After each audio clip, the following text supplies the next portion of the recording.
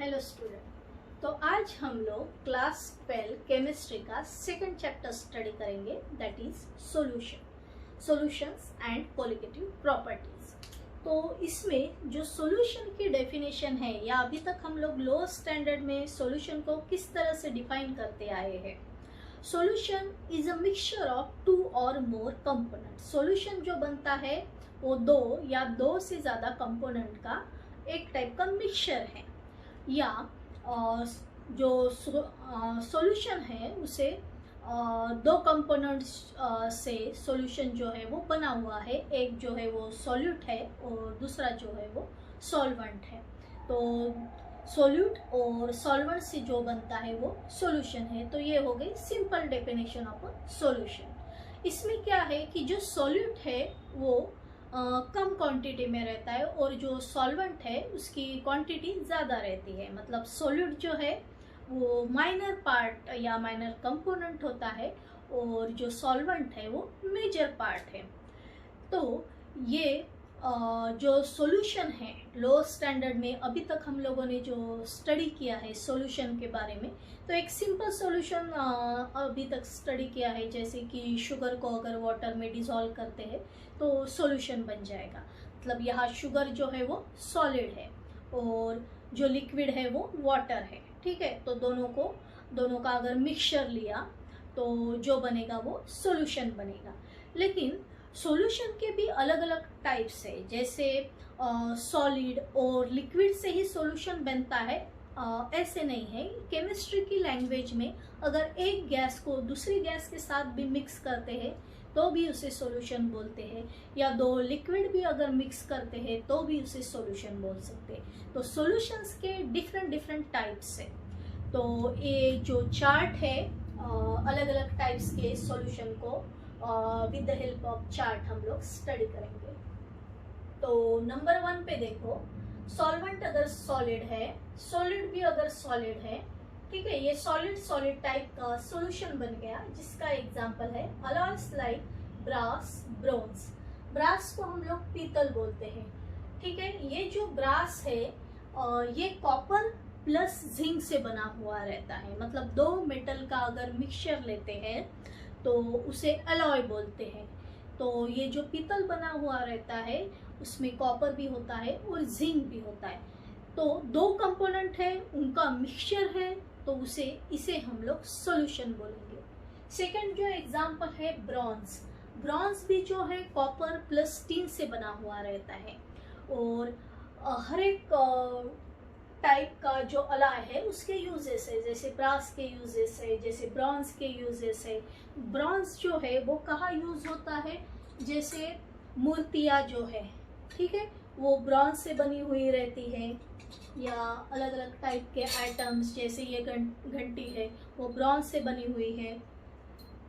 तो ये जो है डिफरेंट टाइप के जैसे यूटेंसिल्स है वो ब्रास से बनते हैं। तो ये जो है डिफरेंट टाइप्स के जिसे हम लोग सॉल्यूशन नाम दे रहे हैं अलॉय को भी, तो ये इनका यूज़ भी है, डे टू डे लाइफ में इनका यूज़ है। लेकिन केमिस्ट्री की लैंग्वेज में हम लोग ब्रास, ब्रोंज को एज अ सॉल्यूशन ही बोलेंगे, क्योंकि वो एक मिक्सचर है, टू डिफरेंट मेटल्स से बना हुआ है या मेटल के मिक्सचर से बना हुआ है। सेकेंडली हम लोग देखेंगे, जैसे सॉल्वेंट अगर सॉलिड है, सॉल्यूट अगर लिक्विड है, उसका एग्जांपल है amalgams of mercury with metal. Mercury जो है at room temperature liquid state में होता है और उसे अगर सोडियम के साथ मिक्स किया जाए, सोडियम ये मेटल के साथ मिक्स किया जाए, तो दोनों का जो मिक्सचर है उसे अमलगम करके नेम दिया गया है, उसे अमलगम बोलते हैं। तो ये भी एक टाइप का मिक्सचर बन गया, तो इसे भी हम लोग सॉल्यूशन ही बोलेंगे। Then solid gas type of solution, ठीक है। तो इसका एक अच्छा एग्जांपल है जैसे प्यूमी स्टोन। अगर आप लोगों ने प्यूमी स्टोन देखा होगा, या यहाँ मैं आप लोगों को ये प्यूमी स्टोन दिखाती हूँ। ये जो स्टोन होता है जनरली फीट को अगर क्लीन करना है, जैसे पैर को अगर क्लीन करना है, उसकी ड्राई स्किन अगर निकालनी है, तो एज अ स्क्रबर ये प्यूमिक स्टोन यूज़ करते हैं। तो यहाँ आप लोग देखोगे तो बहुत सारे ऐसे छोटे छोटे पोर्स होते हैं ये स्टोन के ऊपर। तो ये जो है ये सॉलिड है, लेकिन अभी यहाँ ये एटमॉस्फेयर में प्रेजेंट है, एयर में प्रेजेंट है, एयर में बहुत सारे गैसेस प्रेजेंट है, तो नेचुरली वो ये स्टोन के ऊपर एब्जॉर्ब है। या अगर यहाँ जो है बहुत सारे पोर्स है तो पोर्स के अंदर भी गैस ही रहेगा। तो ये भी एक टाइप का सॉल्यूशन बोल सकते हैं, जिसमें सॉलिड भी है और गैस भी प्रेजेंट है। इसका एक दूसरा भी एक एग्जाम्पल है, जैसे पैलेडियम मेटल जो होता है, ठीक है, पैलेडियम मेटल उसकी स्टेट अभी सॉलिड रहेगी, metal solid, as a solid हम बोलेंगे। तो ये पैलेडियम मेटल जो होता है वो हाइड्रोजन गैस को बहुत अच्छी तरह से ट्रैप करता है। मतलब पैलेडियम मेटल के ऊपर हाइड्रोजन गैस जो है वो ट्रैप होता है, और ये जो हाइड्रोजन गैस है इसके बहुत सारे यूजेस हैं, एज ए कैटलिस्ट ये यूज़ करते हैं। तो ये जो पैलेडियम मेटल है और उसके ऊपर जो हाइड्रोजन गैस ट्रैप होता है, तो वो बहुत सारी रिएक्शन में यूजफुल है, बिकॉज एज अ कैटलिस्ट वो एक्ट करता है। तो प्यूमिक स्टोन और hydrogen gas on palladium metal, ये भी एक अच्छा एग्जाम्पल है सॉलिड गैस टाइप के सॉल्यूशन का। नेक्स्ट हम लोग देखेंगे liquid solid type of solution, sugar in water.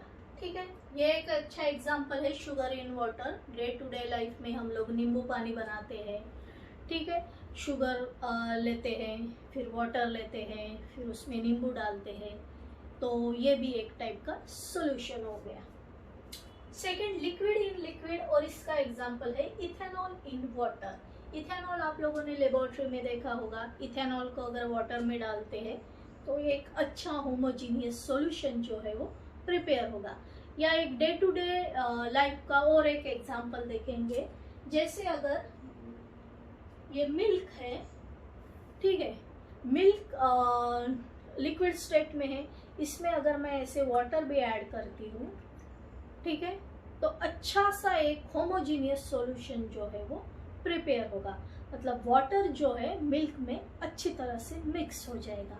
तो ये जो है लिक्विड टाइप का सॉल्यूशन का एक अच्छा एग्जांपल है।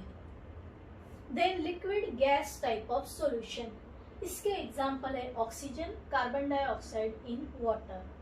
ऑक्सीजन जो है वाटर में ऑक्सीजन प्रेजेंट रहता है, तो जो मराइन लाइफ है जैसे फिशेस है, रेस्पिरेशन के लिए उनको ऑक्सीजन लगता है, तो जो भी डिजॉल्व ऑक्सीजन है वाटर में वो लोग रेस्पिरेशन के लिए यूज़ करते हैं।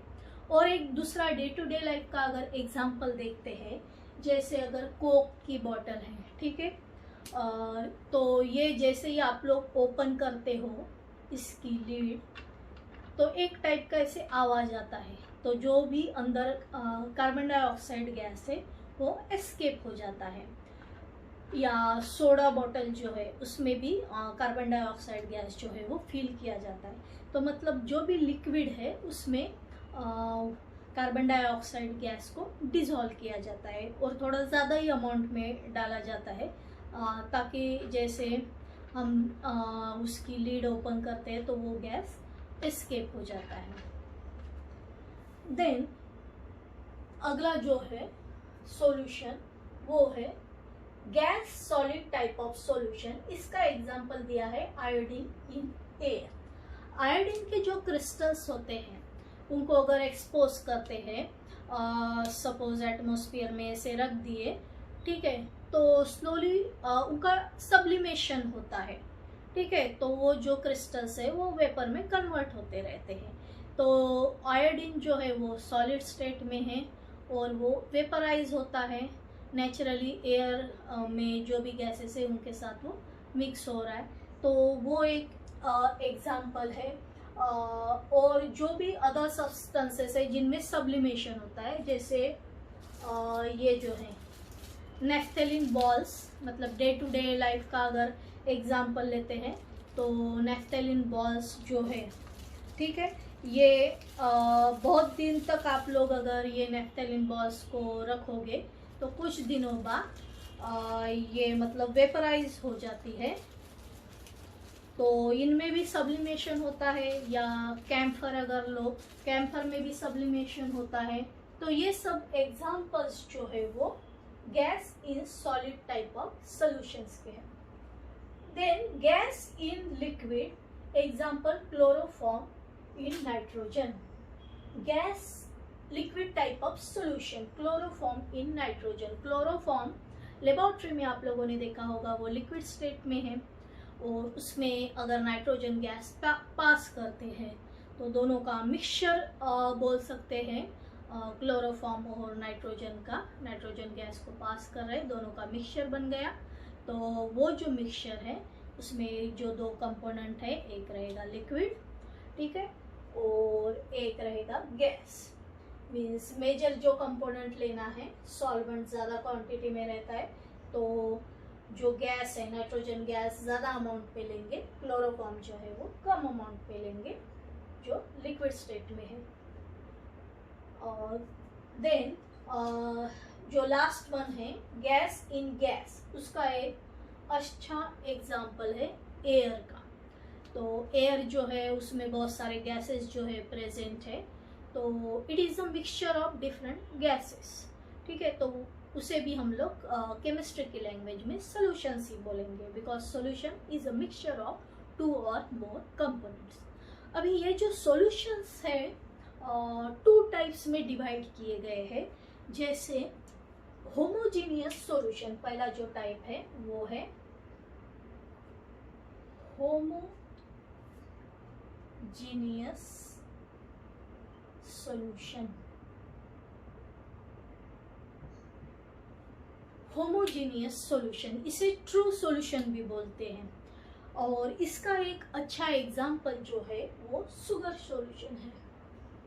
तो यहाँ आप लोग देखो, शुगर को मैंने वाटर में डिज़ोल्व कर लिया है, ठीक है, अच्छी तरह से शुगर को वाटर में डिज़ोल्व किया है। तो यहाँ एक आप लोगों को ऐसे ट्रांसपेरेंट सॉल्यूशन यहाँ दिखेगा, ठीक है। शुगर के पार्टिकल्स यहाँ नहीं दिख रहे हैं। तो ये जो सॉल्यूशन है ये होमोजीनियस सॉल्यूशन है। यहाँ अगर इसका मैं एक सिप भी ऐसे लेती हूँ, ठीक है, और दूसरा भी सिप मैं अगर लूँगी तो मुझे सेम टेस्ट मिलेगा। या इस साइड से अगर मैं इसका सिप लेती हूँ तो मुझे सेम टेस्ट मिल रहा है। मतलब शुगर जो है वाटर में अच्छी तरह से घुल गई है, और जो भी बन रहा है, जो भी सॉल्यूशन बन रहा है वो कैसे है, होमोजीनियस सॉल्यूशन। सॉलिड के पार्टिकल्स भी यहाँ नहीं दिख रहे हैं, तो वो अच्छी तरह से वाटर में घुल गए हैं।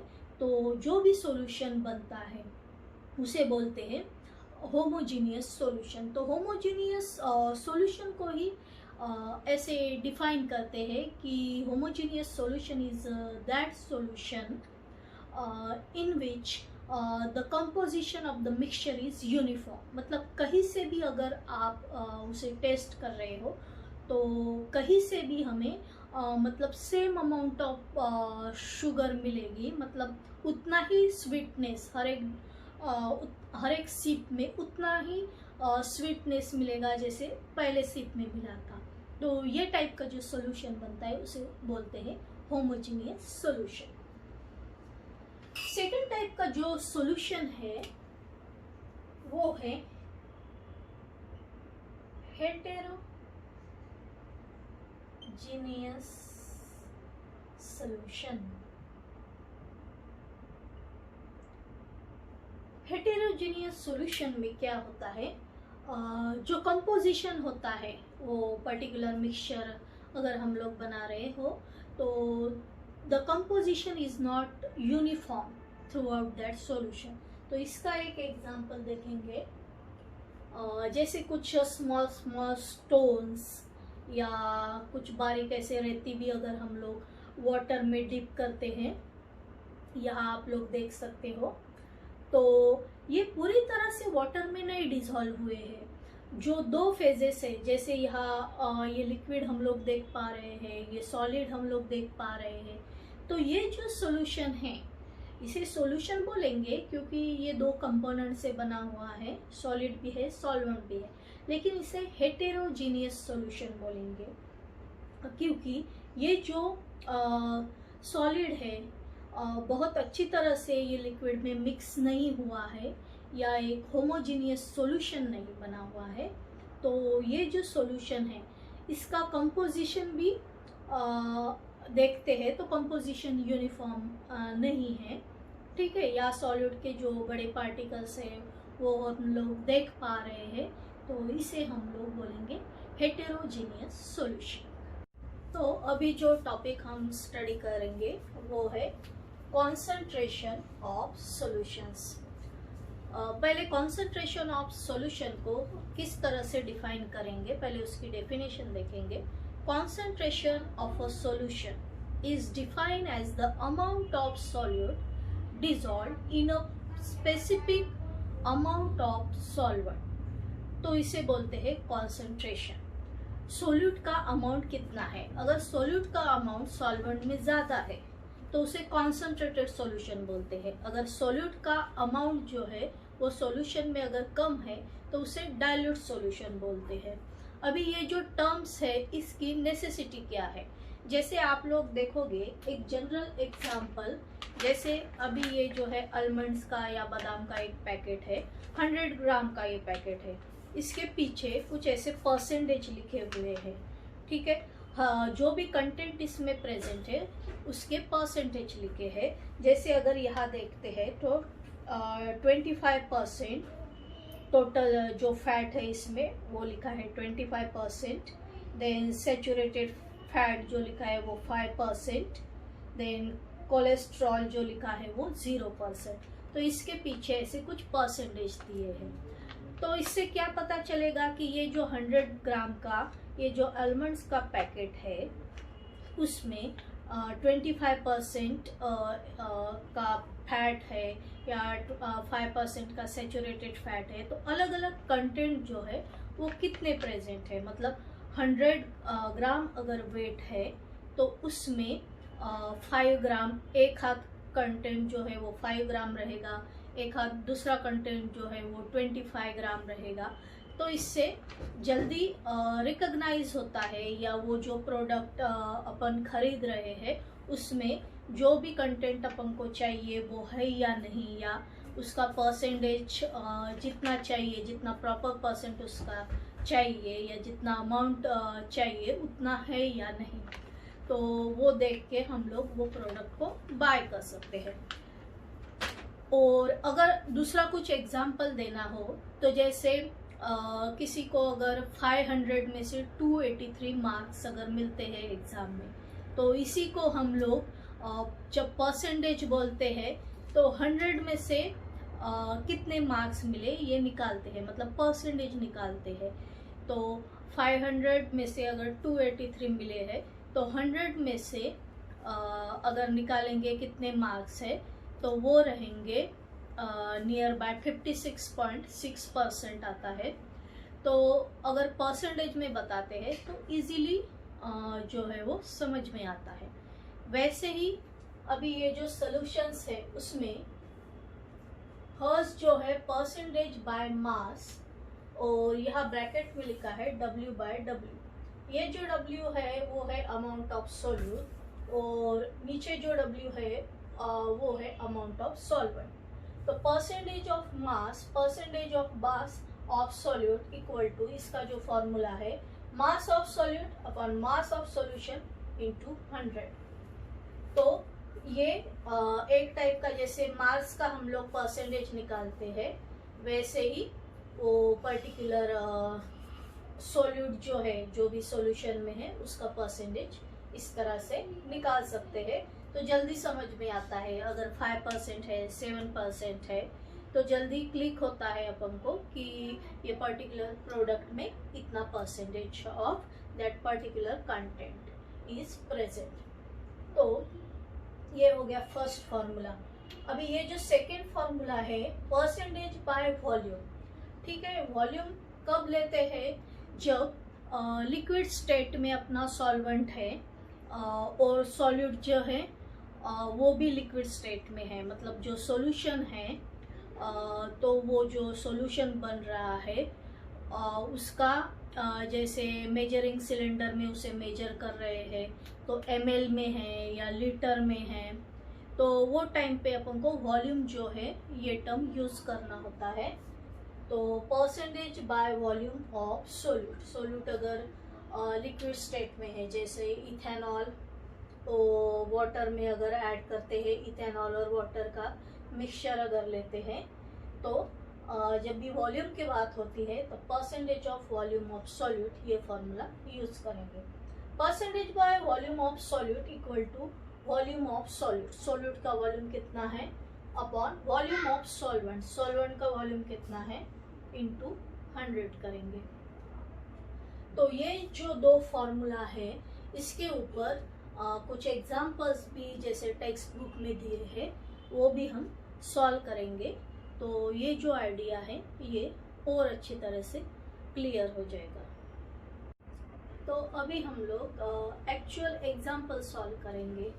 जैसे 9 ग्राम ऑफ यूरिया, ठीक है, यूरिया का कितना अमाउंट है 9 gram of urea was dissolved in 600 gram of water, water यानी सॉल्वेंट का कितना अमाउंट है 600 gram. Calculate percentage by mass of urea in solution. Naturally जो फर्स्ट फॉर्मूला अभी स्टडी किया था वो यूज करेंगे। फॉर्मूला क्या है, percentage by mass of urea, अगर percentage by mass of urea equal to, ठीक है, percentage by mass of urea equal to, अभी ये जो फॉर्मूला है ऊपर क्या लेंगे मास ऑफ यूरिया अपॉन, ठीक है, upon mass of urea plus mass of, यहाँ किसका मास आएगा, नीचे क्या लेते हैं मास ऑफ सॉल्यूशन, सॉल्यूशन में क्या है यूरिया, तो यहाँ मास ऑफ यूरिया प्लस क्या आएगा मास ऑफ वाटर,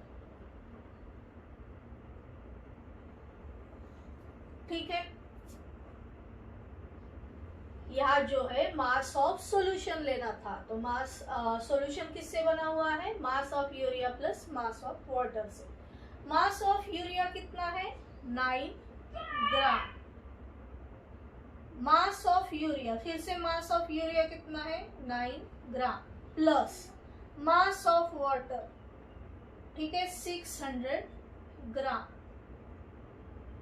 तो ये 9 ग्राम जो है एज इट इज लिखेंगे अपॉन 9 प्लस 600 609 ग्राम, ठीक है।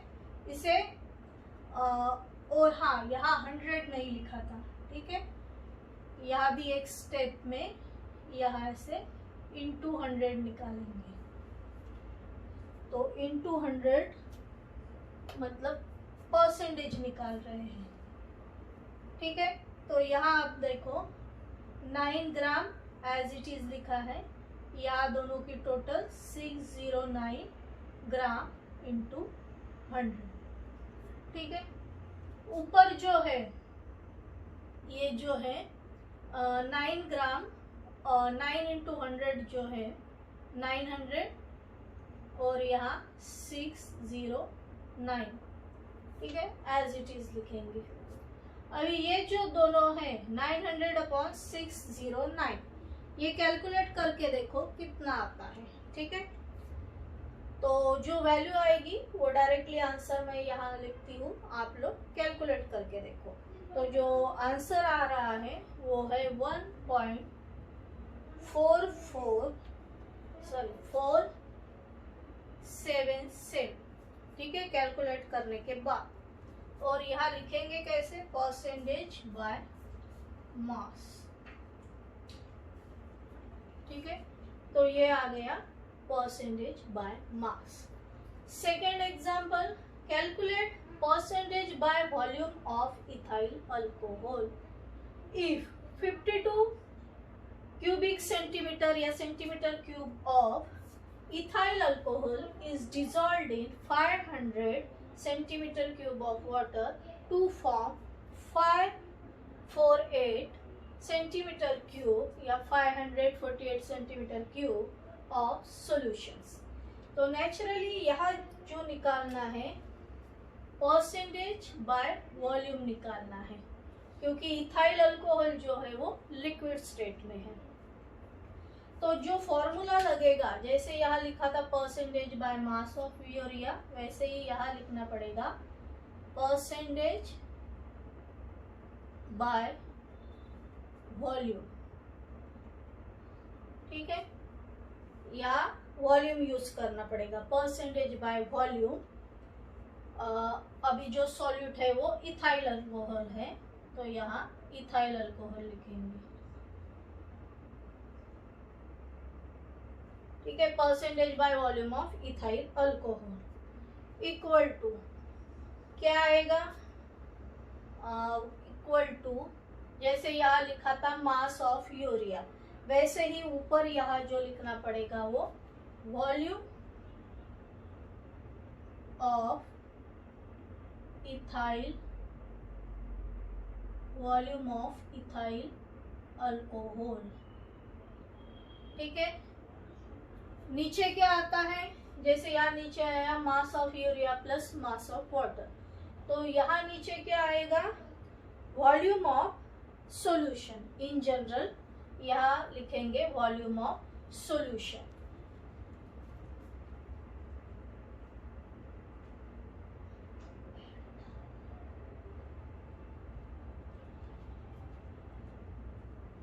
यहाँ देखो अभी वॉल्यूम ऑफ इथाइल अल्कोहल जो है वो 52 क्यूबिक सेंटीमीटर दिया है, तो 52 क्यूबिक सेंटीमीटर। यहाँ जो वॉल्यूम ऑफ सॉल्यूशन दिया है ऑलरेडी गिवन है, volume of solution 548 cubic centimetre. तो यहाँ जो है वो ऐड नहीं करना है, इथाइल अल्कोहल का वॉल्यूम और वाटर का वॉल्यूम ऐड नहीं करना है। अगर ऐड करते हैं तो इससे वैल्यू ज़्यादा ही आने वाली है। ठीक है, इथाइल अल्कोहल और अगर वाटर ऐड करते हैं, सपोज एक बीकर में इथाइल अल्कोहल लिया है, उसमें अगर वाटर ऐड करेंगे तो जो वॉल्यूम है वो डिक्रीज होगा। मतलब जो टोटल है, जैसे 52 प्लस 500 करेंगे तो जो भी टोटल आएगी उससे कम ही वॉल्यूम आता है। इसका एक रीज़न है ड्यू टू हाइड्रोजन बॉन्डिंग, वो दूसरे चैप्टर में डिटेल में हम स्टडी करेंगे कि हाइड्रोजन बॉन्ड क्या होता है। लेकिन यहाँ समझने के लिए देखो कि जो इथाइल अल्कोहल है, ठीक है, उसमें हाइड्रोजन एटम प्रेजेंट है, जैसे C2H5OH जो ग्रुप है, और जो वाटर है, वाटर का फॉर्मूला है H2O। तो इथाइल अल्कोहल और वाटर के मॉलिक्यूल्स के बीच में हाइड्रोजन बॉन्डिंग होता है। तो ये जो हाइड्रोजन बॉन्डिंग है उसकी वजह से दोनों भी लिक्विड बहुत ही कॉम्पैक्टली अपने मॉलिक्यूल्स अरेंज करते हैं और सॉल्यूशन का जो वॉल्यूम है वो डिक्रीज करते हैं। ठीक है, तो यहाँ जो है ऑलरेडी उन लोगों ने सॉल्यूशन का जो वॉल्यूम है जो कम होता है उसकी वैल्यू दी है, और उसकी जो वैल्यू है वो है 548 क्यूबिक सेंटीमीटर। ठीक है, और यहाँ जो है इंटू 100 लिखना पड़ेगा। ठीक है, और ये जब कैलकुलेट करते हैं, ये आप लोग कैलकुलेट करके देखो, तो 52 अपॉन 548 इंटू 100, तो ये आप लोग कैलकुलेट करके देखो कितनी वैल्यू आती है। मैं यहाँ डायरेक्टली वैल्यू लिख देती हूँ 9.48, और यहाँ लिखना पड़ेगा परसेंट बाय वॉल्यूम। ठीक है, अभी कुछ न्यू वेज भी है कॉन्सेंट्रेशन को एक्सप्रेस करने के, जैसे मोल फ्रैक्शन है, मोलैलिटी है, मोलैरिटी है, तो वो 1 बाय 1 स्टडी करना है। तो पहले जो है मोल फ्रैक्शन के बारे में देखेंगे। ठीक है, मोल फ्रैक्शन को समझने के लिए कुछ सिंपल ऐसे एक एग्जांपल लेंगे। जैसे सपोज एक बीकर में कंपोनेंट ए प्रेजेंट है और कंपोनेंट बी प्रेजेंट है। कंपोनेंट ए जो है वो नेचुरली मतलब एक सॉल्यूट रहेगा, बी जो है वो सॉल्वेंट है।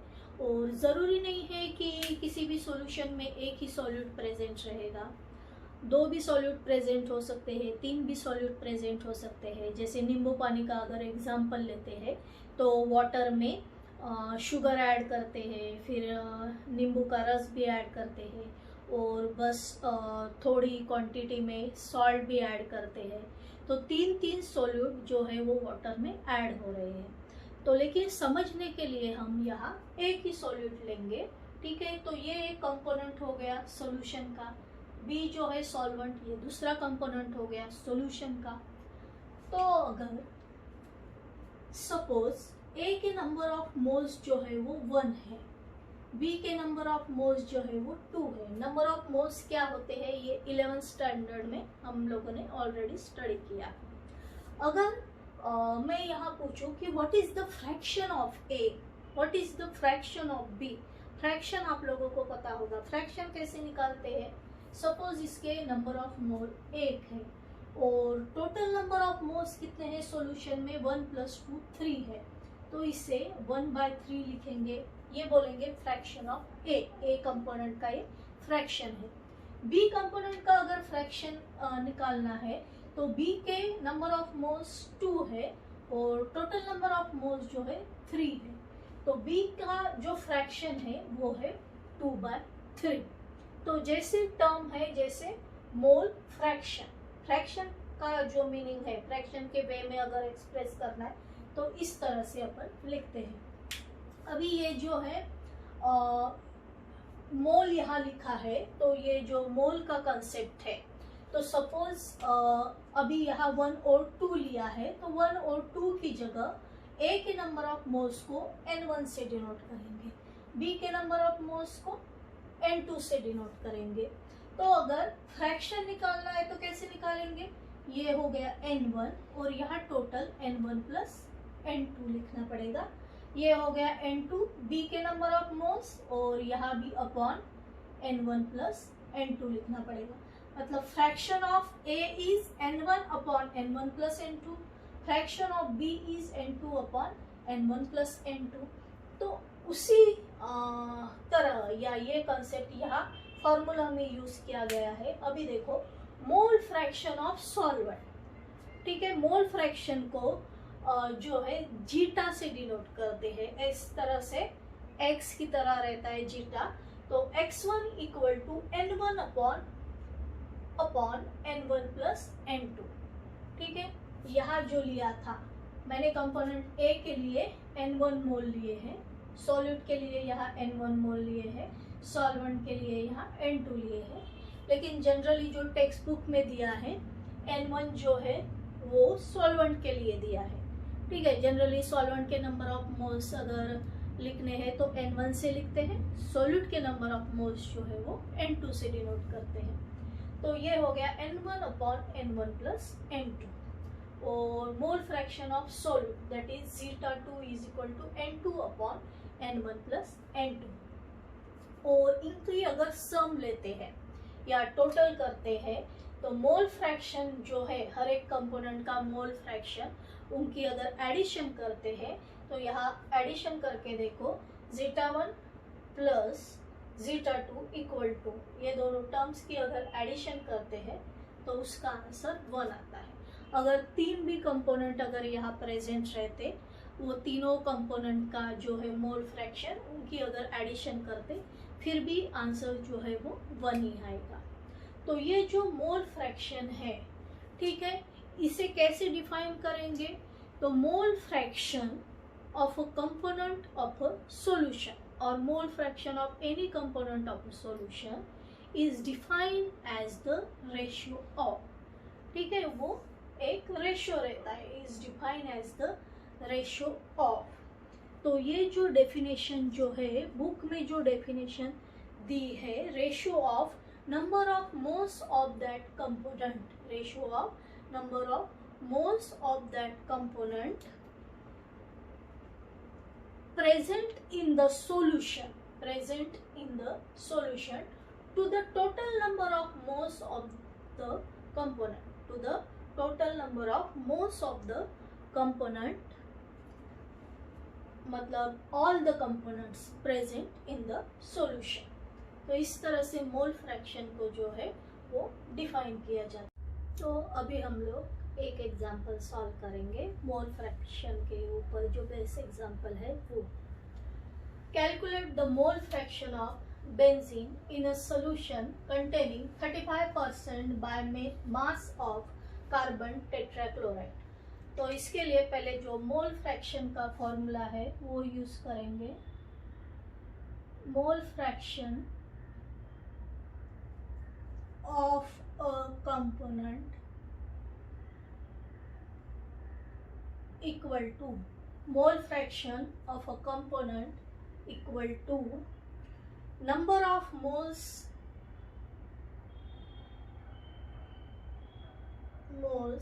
of the component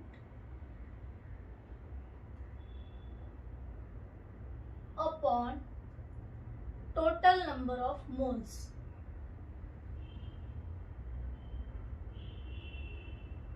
upon total number of moles। Now अभी यहाँ जो ये एग्जाम्पल में दिया है, calculate the mole fraction of benzene in a solution containing 35% by mass of carbon tetrachloride। मतलब कार्बन टेट्राक्लोराइड में जो बेंजीन को डिसॉल्व किया गया है, तो बेंजीन का मास कितना है 35 ग्राम। तो यहाँ जो गिवन है वो लिखेंगे mass of benzene is equal to 35 gram. Naturally 35% यहाँ लिखा है, तो mass of a solution will be 100 gram. So mass of solution is equal to 100 gram. और यहाँ से कार्बन टेट्राक्लोराइड का मास जो है वो फाइंड आउट करना है। तो 100 में से 35 को माइनस करके जो भी मास आएगा वो रहेगा mass of carbon tetrachloride. So therefore mass of carbon tetrachloride equal to 100 gram minus 35 gram, तो ये मिलेगा 65 ग्राम। तो यहाँ mass of carbon tetrachloride equal to 65 gram आ रहा है।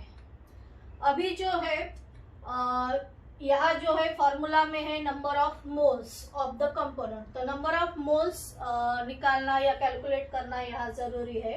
तो पहले नंबर ऑफ मोल्स जो है वो कैलकुलेट करेंगे। नंबर ऑफ मोल्स के लिए वो पर्टिकुलर कंपोनेंट का मोलार मास क्या है ये पता रहना जरूरी है। कभी कभी डायरेक्टली दिया रहता है या कभी कभी उसे कैलकुलेट करना पड़ता है।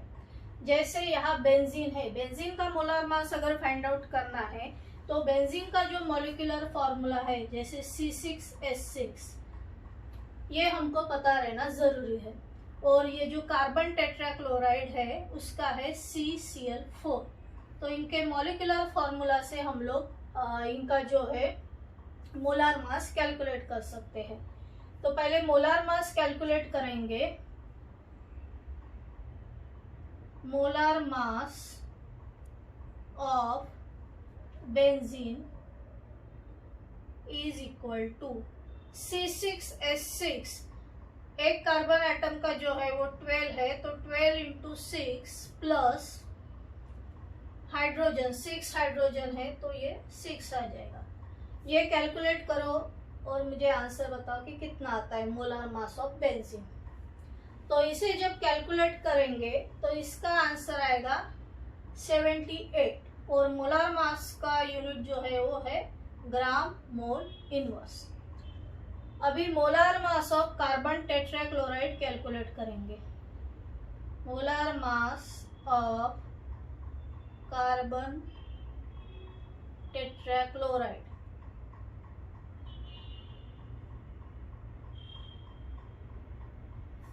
Molar mass of carbon tetrachloride, तो यहाँ जो है कार्बन का 12 है इंटू 4 क्लोरीन के एटम्स है तो 4 इंटू 35.5। अभी ये जल्दी से कैलकुलेट करो और मुझे वैल्यू बताओ कि molar mass of carbon tetrachloride कितना आता है।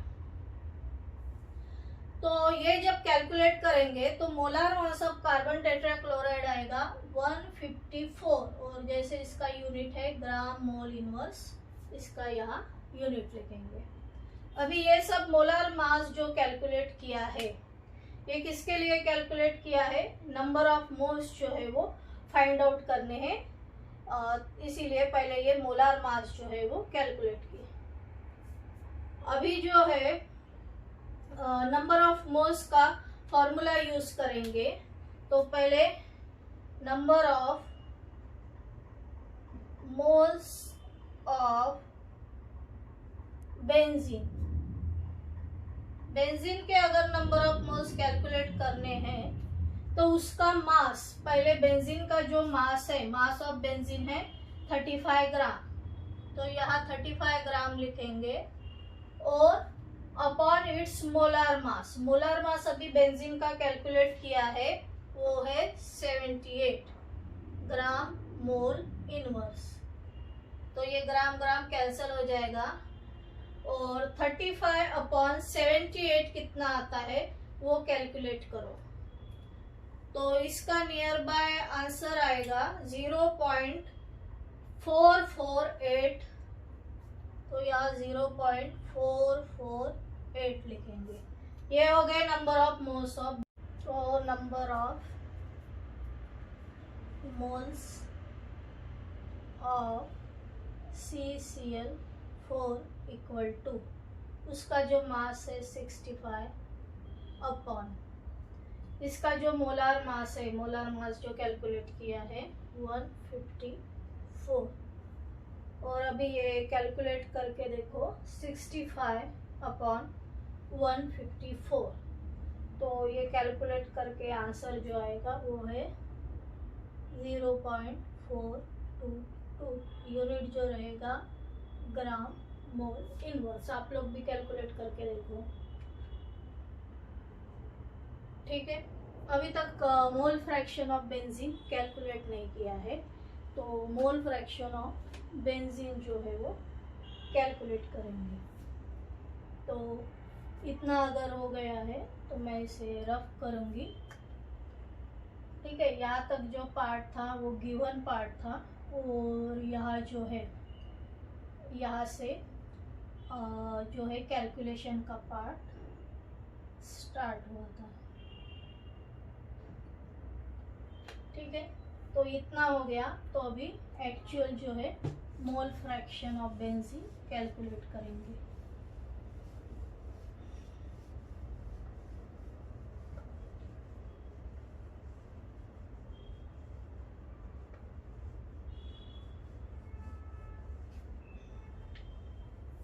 तो अभी लास्ट में therefore मोल फ्रैक्शन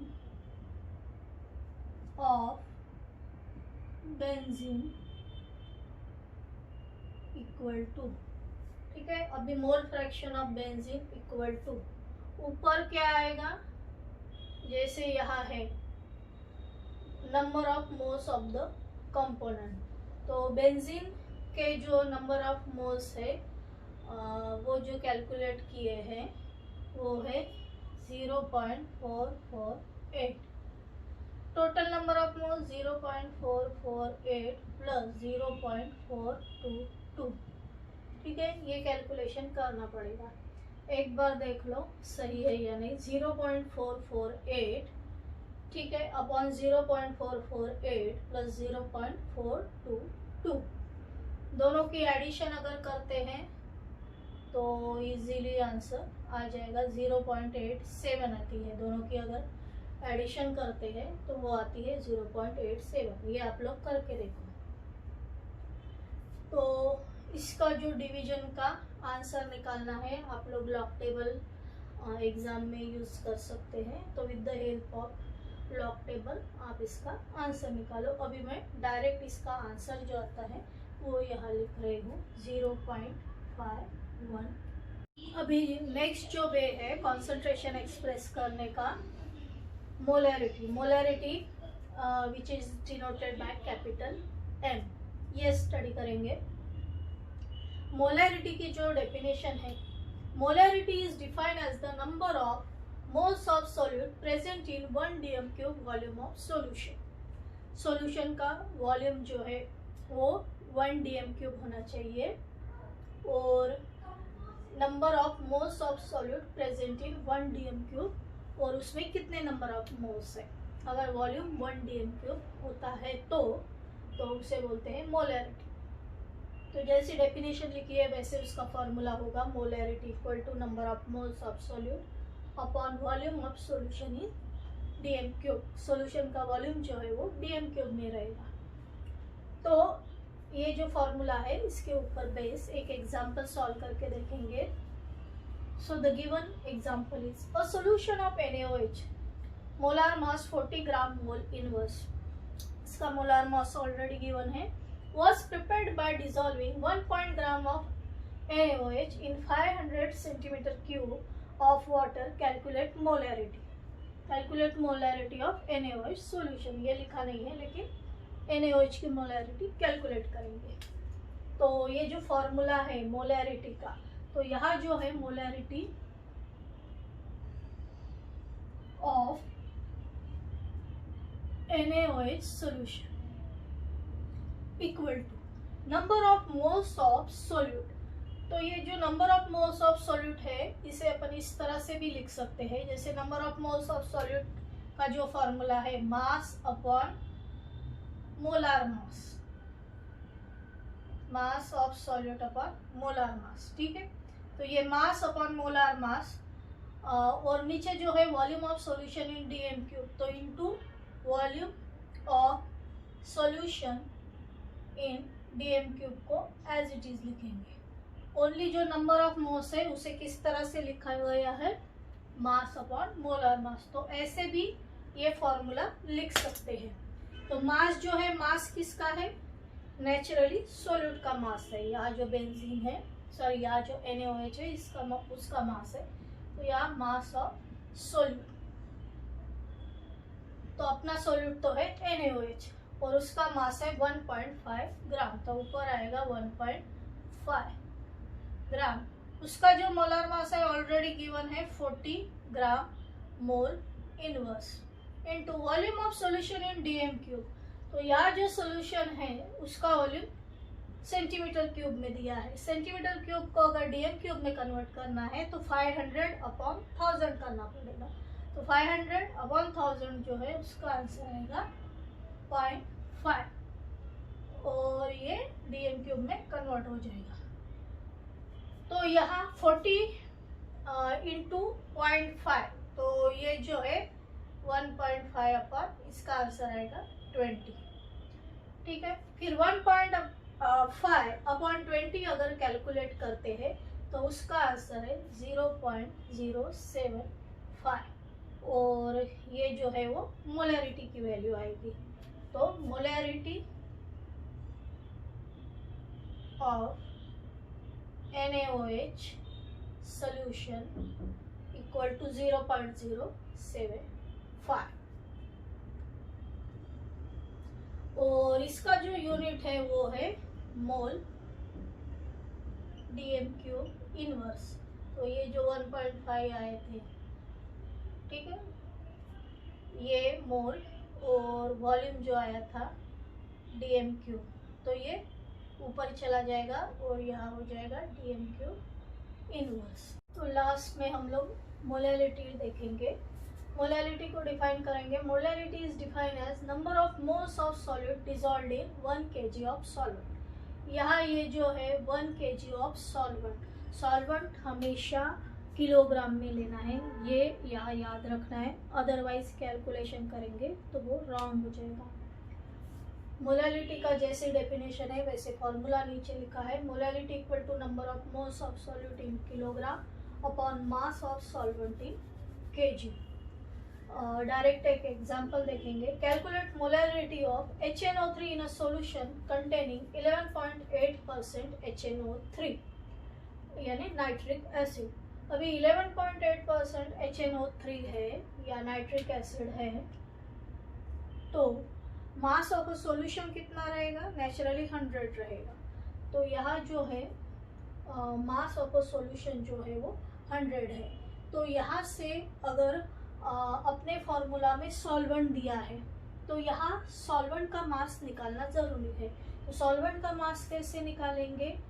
और सॉल्वेंट क्या रहेगा यहाँ? वाटर। मास ऑफ सॉल्वेंट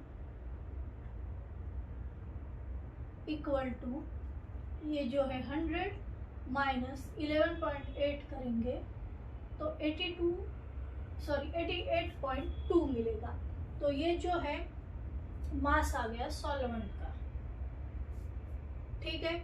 अभी जो फॉर्मूला है number of moles of solute in KG, ये फॉर्मूला लिखेंगे। Molality equal to number of moles of solute को ऑलरेडी मैंने बताया था कि इस तरह से भी लिख सकते हैं, जैसे नंबर ऑफ मोल्स यानी मास ऑफ सॉल्यूट।